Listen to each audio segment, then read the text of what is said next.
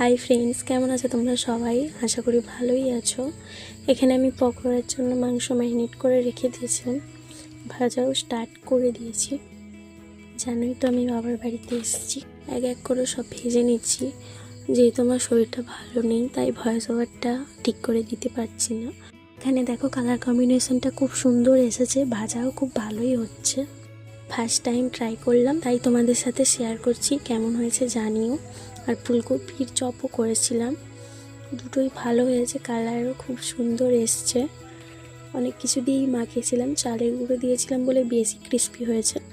তোমরা যদি বাড়িতে বানিয়ে থাকো আমাকে জানিও, দেখেছো কতটা ক্রিস্পি হয়েছে।